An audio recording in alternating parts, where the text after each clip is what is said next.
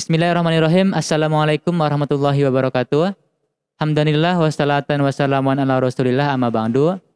Apa kabar sahabat SPTV dimanapun Anda berada? Ya, mudah-mudahan dalam keadaan sehat selalu dan dalam lindungan Allah Subhanahu wa taala.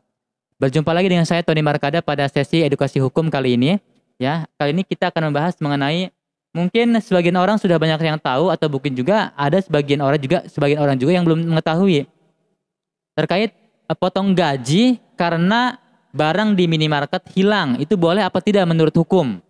Ini kasus ini mungkin sering terjadi, mungkin saya katakan sekali lagi mungkin terjadi bagi kasir Indomaret atau Alfamaret atau siapapun mereka ya, itu yang gajinya dipotong karena salah satu barang yang ada di market tersebut hilang. Kemudian gaji mereka dipotong. Nah, karena sesuai dengan harga barang yang hilang tersebut. Nah, sebetulnya hal ini itu diperbolehkan apa tidak secara hukum? Nah, untuk menjawab pertanyaan itu, bagi Anda yang baru pertama kali menonton video ini, ya, jangan lupa untuk mengklik tombol subscribe terlebih dahulu dan jangan lupa untuk membunyikan loncengnya ya supaya bisa mendapatkan notifikasi terkait video-video yang ASP TV channel update setiap harinya.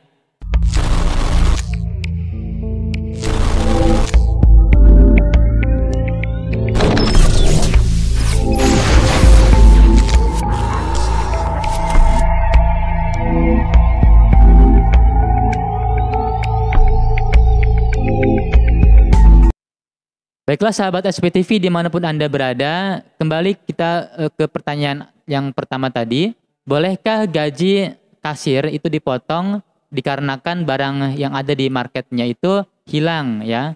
Boleh apa tidak menurut hukum? Atau apakah seorang kasir itu harus menanggung kerugian toko akibat pencurian yang tidak diketahuinya dan terkadang sulit untuk dicegah?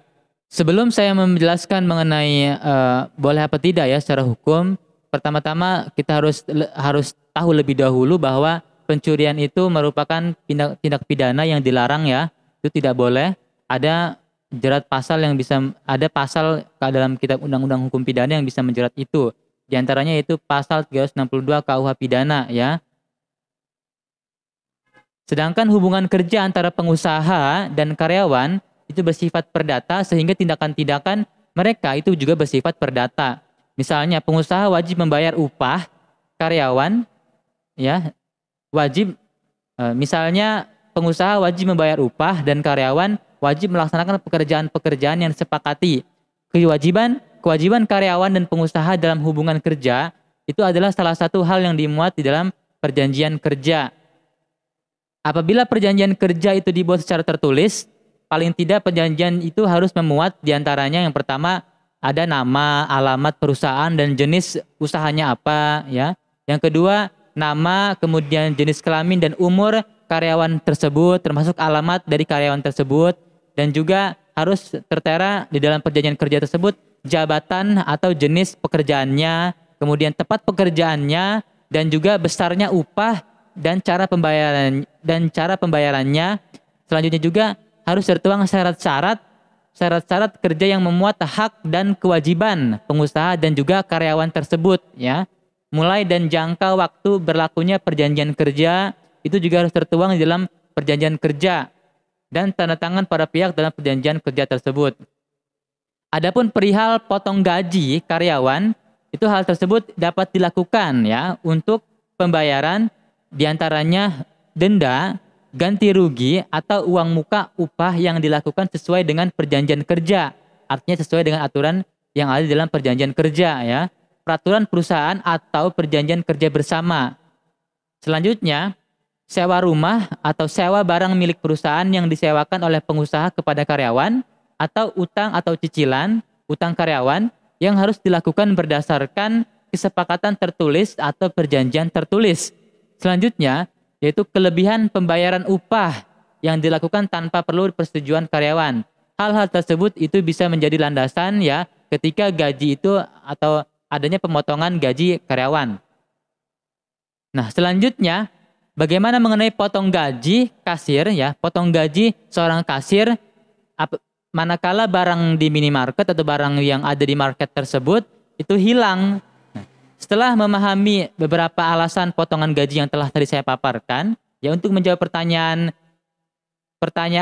yang tadi di awal ya, di awal video, kalau karyawan bekerja sebagai kasir di minimarket, maka tanggung jawab karyawan terhadap pengusaha berdasarkan perjanjian kerja yang mereka telah sepakati adalah sebagai kasir minimarket ya, sebagai kasir minimarket. Berdasarkan perjanjian kerja, karyawan kasir wajib melakukan pekerjaan melayani pelanggan dalam melakukan transaksi jual beli barang yang dibeli pelanggan. Artinya tugas dan kewajiban seorang kasir yaitu adalah melayani para customer atau para pembeli yang datang ke dalam market ke dalam market di mana dia bertempat, ke dalam market di mana ia bekerja. Sebagai kasir di sebuah minimarket, tentunya karyawan tidak dapat dikenai kewajiban atau tanggung jawab mengawasi barang-barang yang dijual di minimarket. Sebab di minimarket itu tentu ada bagian security, ada bagian pengawasnya yang bertugas secara khusus ya, mengawasi barang-barang yang ada di dalam market tersebut. Karenanya, kalaupun misal ada kehilangan barang-barang di minimarket, hal ini tidak dapat dituduhkan kepada kasir dan tidak dapat serta-merta melakukan potong gaji kasir. Kecuali memang ada bukti bahwa kasir itu mencuri atau menggelapkan uang, barulah ia bisa dikenakan tindak pidana pencurian atau tindak pidana penggelapan. Apabila penggelapan dilakukan oleh seseorang yang menguasai barang karena adanya hubungan kerja, maka ia dapat dijerat pidana penggelapan dengan pemberatan dalam pasal 374 Kitab Undang-Undang Hukum Pidana. Jadi untuk menjawab hal tersebut, saya kira kewajiban seorang kasir itu adalah sebatas melayani para pelanggan atau customer yang datang ke dalam minimarket tersebut. Nah, kaitannya dengan potongan gaji apabila barang-barang yang tersebut hilang, saya kira itu tidak sesuai aturan hukum ya, karena tidak sesuai dengan peraturan tadi, tidak sesuai dengan main job-nya sebagai kasir. Nah, barangkali itu saja yang bisa saya dapat sampaikan ya. Mudah-mudahan ini dapat bermanfaat dan bisa menjadi wawasan kita semua, khususnya para ya pelaku-pelaku kasir yang ada di minimarket ya. Barangkali jika Anda memiliki pertanyaan ya, silahkan untuk bertanya di kolom komentar yang insya Allah nanti akan kami jawab pertanyaan-pertanyaan Anda dalam video-video berikutnya. Saya ucapkan terima kasih. Wabillahi taufiq wal hidayah. Wassalamualaikum warahmatullahi wabarakatuh. ASP lapor, kami hukum, jauhi hukuman.